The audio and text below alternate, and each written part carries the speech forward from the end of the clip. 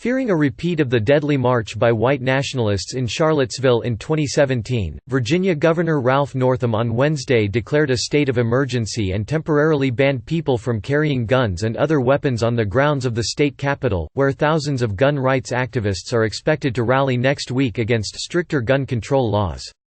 Northam said he made the call after hearing credible intelligence from law enforcement that armed militias and hate groups, some from outside Virginia, planned to disrupt the event.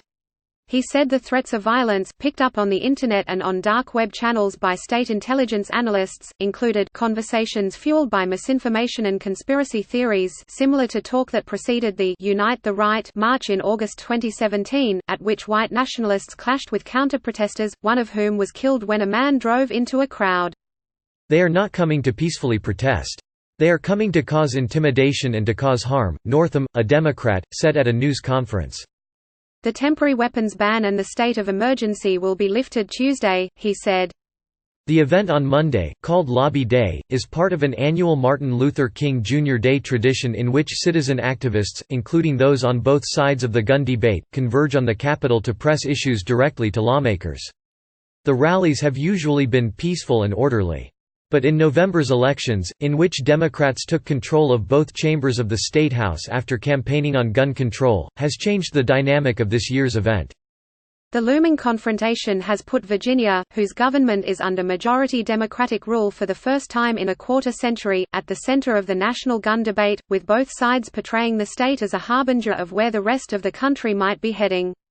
This shows that if you can do it in Virginia, you can do it anywhere. Christian Hain, vice president of policy for the Brady Campaign to Prevent Gun Violence, said of implementing stricter gun laws. Gun rights advocates proclaim the same thing, but as a call to resist.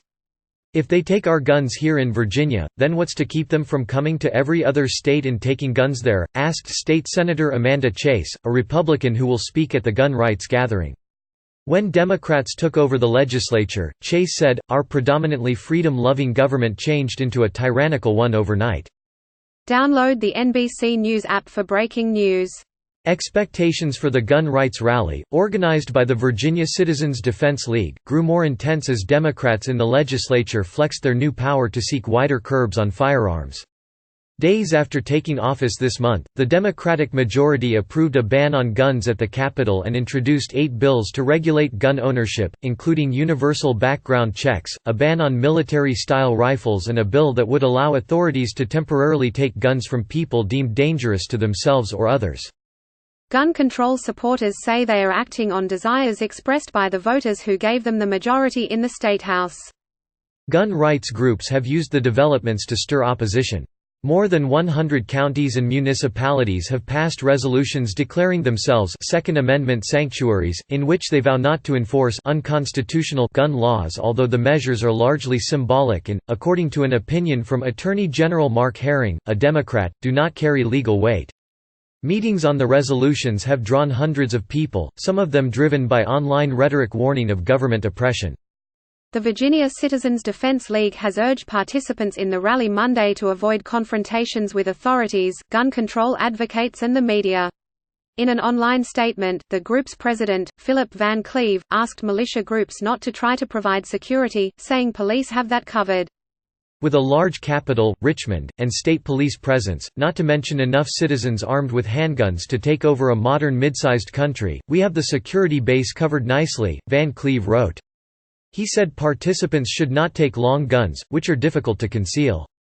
Lobby Day is a peaceful event about gun rights and nothing else, he wrote. But the event has also attracted militias and anti-government groups warning of a conspiracy to disarm law-abiding citizens and of a brewing civil war. Some of those warnings have come with calls for violence, and some have accused Northam of planning to cut off electricity to make gun confiscation easier, of assembling a team of anti-gun cops, and of planning to outlaw children's right to hunt. Several participants in the Charlottesville rally who have been banned from protesting in the city have indicated that they plan to march on Richmond on Monday, according to the Daily Beast.